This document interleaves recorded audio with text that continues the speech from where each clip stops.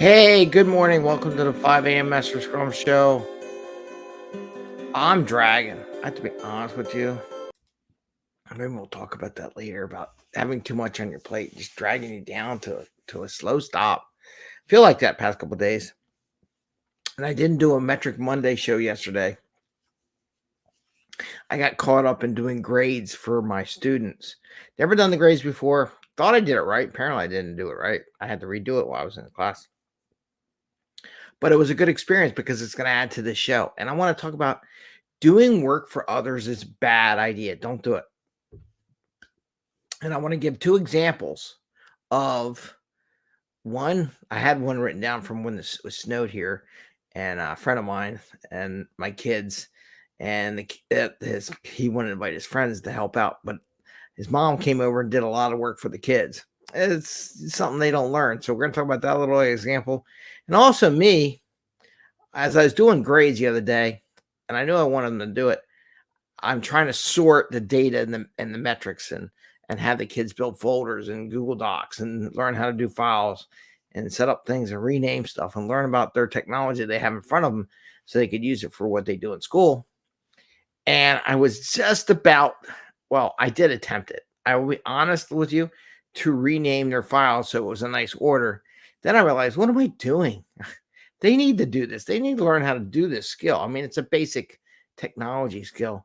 So I reversed it and I started teaching them and doing what I need to do is teach them to become better technologists. So anyway, it's a 5 a.m. Mester Scrum Show. I am Greg Mester, Scrum Master and Agile Coach. And here we talk about Scrum and Agile in a very practical and tactical way. So you can bring more value to your customer, not work so hard to bring that value to your customer and have a little fun along the way. And I would put it, be a little greedy for yourself and don't do the work for other people, but there's a bigger reason for it than you just not doing the work. But you know what? You shouldn't do the work for other people and they should learn how to do it. And this goes into a lot of Scrum teams, a lot of managers, a lot of servant leaders don't understand what the true nature of a servant leader. It's not to do the work for them. And also it applies to technical leads that are really good at what they do. I've heard so many times, oh, I'll do it. It's just faster if I do it. Just faster if I do it. That's not a good answer. In the long term, it's not a good practice anyhow, because one, you can't keep up doing everyone else's work.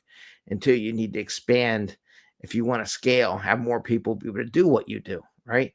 Otherwise, you can't really scale. That's something I bring up with people all the time when I'm coaching them in companies.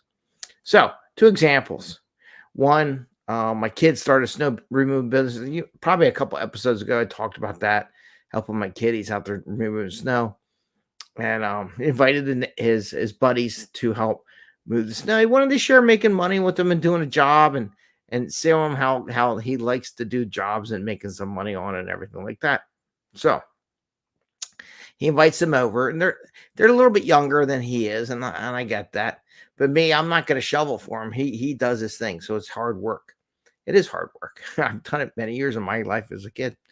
So he's shoveling. He invites them. They're shoveling, and they bit off more than they can chew. Let me just say they more work, just like I'm doing right now. I got more work than I can handle. And I'm kind of stressing out about it and trying to get stuff done, moved over a little bit so I can make more room to do more stuff, to do new stuff, do fun stuff. And so the mom comes over with the shovel and starts helping to remove snow. Now, if the mom's doing the shoveling, what is that going to teach them? Nothing, right? So it doesn't teach them, and it's hard work. And you got to watch it what you volunteer to do, right? Because in their mind, well, I'll just volunteer it. My mom will bail me out and help me get through things. It's not what you want to do. You don't want to do the same thing with your dev teams or your teams in general. You don't want to volunteer and do the work for them to bail them out when they need to get the job done. And you have other things that need to be done. And what it caused was a lot of stress with the mom and everything, because she had other things to do, but then she's taking her time to help her kids out. So it made her stress. So it elevated the stress and the tension going on. And then when my kid went to go pay, it's like it's 10-year-old kids shoveling. They don't make a lot of money. But then when you get someone who works for a living and has that, their pay scale is a lot higher than a 10-year-old kid, right? So they're like, oh, that's not a lot of money. Well, whoever asked you to really actually shovel the snow, you volunteered, and you get nothing. I mean, you don't get paid for it. You want to help your kid volunteer because they want to make some money. You got to let them earn it on their own. So that's one story where it just shows you an example where kids don't learn anything. Mom does all the work. They get frustrated. Everyone gets frustrated. It just elevates that frustration. So anytime someone else does your work, instantly, if you can't see the frustration of the tech lead, well, I'll just do it. Or the scrum master or the servant leader, I'll just do it for you because it'd be just quicker. Um, the other people don't learn how to do that skill, and it just doesn't get better. So that's one story. And then the other story is the other day.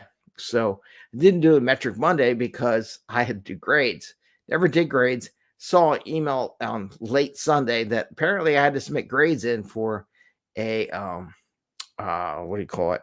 In process report, right? How progress report, not the actual grades. Though all I saw on there was grades. I didn't see the progress report, but it's like buried 5 layers below and never had instructions on how to do all that stuff. But anyway, so I spent all morning doing the grades. Part of my thing is I analyze what do they do. I've had them all create shared folders attached to me, and I have them drop their files into the shared folder. So I have a shared folder for every one of the kids. And if I'm doing fifth, sixth, seventh, and eighth grade, and they all have about 30 kids, it's about 120 kids.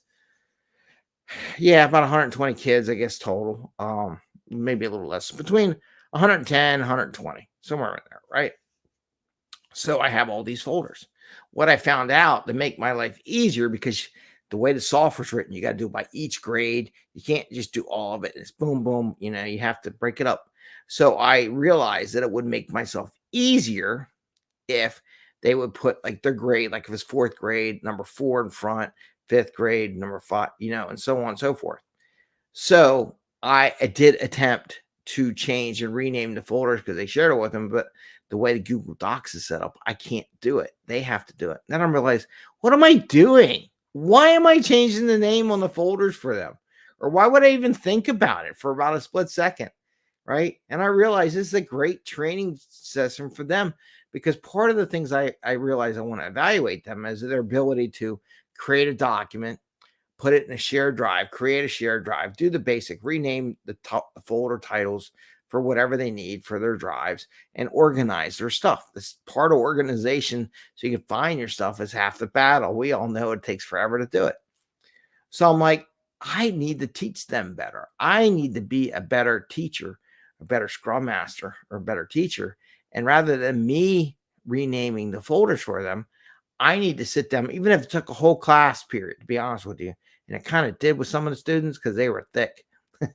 and they still typed it wrong. I even wrote it on the board, like 6, and then the full name, and then the word tech at the end. Because then it's in alphabetical order. I can find them. I can sort by the numeric number in the front of the folders. Like if I'm going to do 4th grade, 5th grade, 6th grade, I got it all in there. And they still wrote like 6 with a TH. They wrote 6 and a dash. They wrote all kind of variation. I'm like, I didn't ask for that. I said, I just want the number 6, very clear. Even wrote it on the board, your name and tech, first name, last name. And because I even had one student put their first name, which was Michael, in a school that I teach in. There's a lot of Michaels through the grades. I'm like, can I find their name in the system? Yes. Do I know how to do it? Yes. I know who created the folder, got that information. Yes, that's a workaround. But I want them to do it right, so people can see it and they know it and they understand instructions. By me doing that, as they lose on that capability. Well, guess what? Now I have a way I can quiz them now. Now I have a whole quiz at the end of the semester. My goal is to say, okay, I want you to create a document. I want you to title the document with a realistic title. I want you to put it in a shared folder, and I want you to rename the folder. Right? So there's my quiz. There's my quiz at the end of the semester. Pretty simple, right? We'll see. I'm going to let them know what they're going to get quizzed on so they can practice. But that is one of the things to do. But this is an example of, don't do the work for them. Let them learn. They need to learn these things for the next 20 years, right? So by you doing the work, or you doing something, or you volunteering them, they need to learn it so they have the skill set for years and years and years and years to come. Are you going to be there all those years to hold their hand, to be their mom, to be their teacher? to be the person, the servant leader who does their work for them. No, you're not. And you're not doing a good thing for the career either. And you're not doing something good for yourself. Why would you spend your time doing the work for other people?